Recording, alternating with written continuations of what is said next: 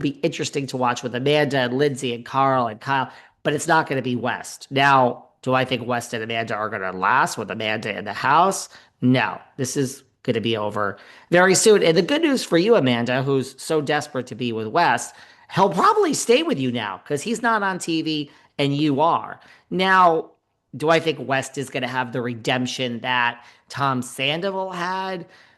I mean, look, you're not going on Dancing with the Stars, bro. But House of Villains? Yeah, I think House of Villains would take West. Sure, sure. So you're not going to get Traitors West. No, no, no, no, no. That is way too A-list. Lindsay will get Traitors. I think Lindsay, the rumor is she got cast with Candace, and then Candace was pregnant, and Lindsay was pregnant, and neither of them were cast, and then Candace got the season after. I bet you Lindsay's headed to that Traitors house next season. I feel it. Mark my words, Lindsay will be on the next season of Traitors. Mark my words. But West, you're not getting Traitors. It's too high. But sure, he'll be on Villains. Mark my words, he will be on Villains. So don't let the door kick you on the way out, bro. You're fired. Let's talk about something happier. You know what makes me so happy? Dorit Kemsley. Oh God, Dorit makes me so happy. Did you see this? She did an interview. It wasn't with like Vogue. It was with like something below Vogue. And no, it was like a Mademoiselle, no shade to whatever magazine it was. It was just like a fashion magazine, one step below Vogue. Here it is in style. No shade to them. But so Dorit does this interview, and she's listen, Dorit. Why do people laugh and say that Stacey Rush is so amazing in her own world? I find Dorit and Stacey Rush to be the exact same person. I really do. And I mean that in like the best way possible. I find Dorit to be in her own world, just like Stacey Rush. And again, I mean that like in the best way possible. So Dorit does this interview with In Style, and somehow they bring up, she goes on and on and on.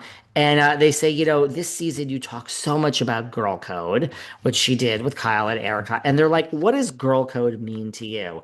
And I mean, ugh, Dorit just makes me so happy. She has this complicated, convoluted version of girl code. Seeing Dorit do an interview, guys, this just made me so happy. She just can't answer the question. She goes on and on and on. Well, I mean, girl code is everything.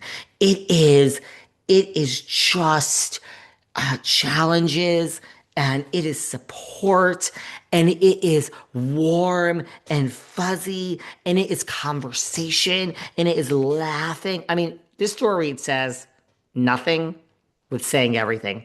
And it is confidence, and it is just love. Just love is girl code. And it is showing up. It is showing up. And it is not just showing up at the happy times, the birthdays, the anniversaries, the parties. It is showing up in the challenging times. It is showing up and offering support at all times. It is gooey and warm, and it is conversation, and it is laughing, and it is smiling, and it is understanding, and it is listening, and it is love. Girl code is love. What the fuck are you talking about? So everybody go and listen to this. It is really funny. Very complicated definition of girl code. But I gotta tell you, Dorit, you make me laugh and you make me smile just like Stacey Rush. Why does nobody find Dorit comparable to Stacey Rush? And of course, the whole time she's talking about girl code, it's very, very clear. The only person I mean, you just can't look at her. She has the Chanel earrings on. You can't, I'm sorry for my British accent today, guys. You can't look at the woman without thinking about Kyle. She's not talking about Erica, which talks about all this girl code. You just could see her calculating and thinking about everything that Kyle is not to her. And that's what she's saying. It's really funny. So RHORI, we have a new RHORI tonight, the reunion. We reviewed the reunion dresses earlier this week. And we saw last week that Brian put a tracker on Rulla's car. We all knew that was coming. Put a tracker on the car. They asked her about Cynthia Bailey and Alicia about this on Watch What Happens last week. Cynthia was very long-winded. Andy said, please just give an answer, Miss Bailey. Well, Rula has revealed that Brian and I are still together as of today. Brian is coming to the reunion tonight, everybody. Rula says we're better. Everybody's coming back for season 2, guys. The whole cast is coming back. So Rula loves the fame. She ain't letting this. Brian, oh, Brian's coming back. Look, you can't have a worse season. Everyone gets a season. The good news for Rula and Brian are, girl, you had your season. It's not going to be about you next season. It'll be about something else. I'm excited to get more under the hood of the car with Rhode Island in the second season. I really am. They had a great first season. There'll be no cast changes, and there doesn't need to be. So I'm excited for season 2 of that. I'm excited for the OC. I think the trailer was great. And I'm excited for Next Gen this Wednesday. Leave my Charlie alone. I love Charlie. Arula says, honestly, we're better than ever. It's almost like we rekindled what we always had. But obviously now I'm very, cautious day to day. He put a tracker on your car, girl. You should be cautious. I've been taking things step by step, like with a different perspective, and I see Brian now, and he treats me like he always did before, even 10 times better. Really? He's putting all this effort into me and into the kids and into the relationship. Well, that's what a husband should do. That's like the bare minimum.